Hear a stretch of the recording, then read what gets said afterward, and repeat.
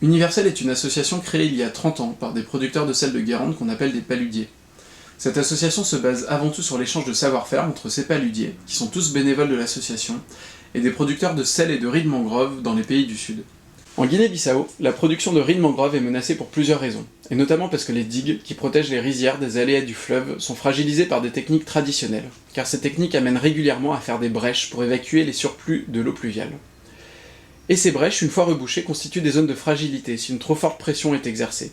Et lorsque ces fragilités cèdent, bien évidemment, les récoltes qui étaient destinées à la consommation des populations sont détruites, alors qu'elles devaient représenter une partie importante de leur alimentation de l'année.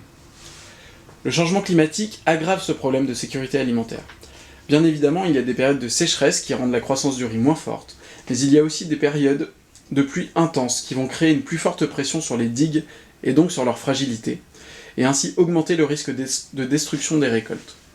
Et malheureusement, l'augmentation du niveau de la mer aboutit aussi au même résultat en augmentant la pression sur les digues.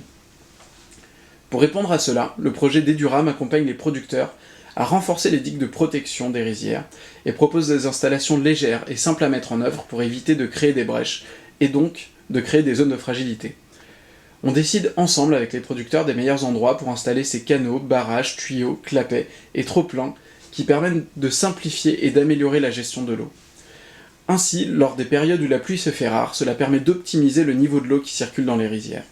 Et au contraire, lorsque les pluies sont trop intenses, cela permet d'optimiser l'évacuation de celles-ci, de l'automatiser par des systèmes qui utilisent la simple gravité.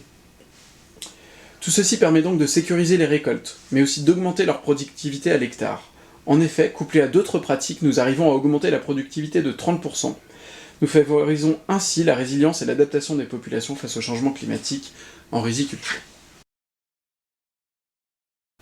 En Afrique de l'Ouest, et notamment en Guinée-Bissau, les femmes produisent du sel grâce à une technique qui consiste à ramasser les terres salées, des terres chargées en sel, et à les filtrer avec l'eau des bras des mangroves.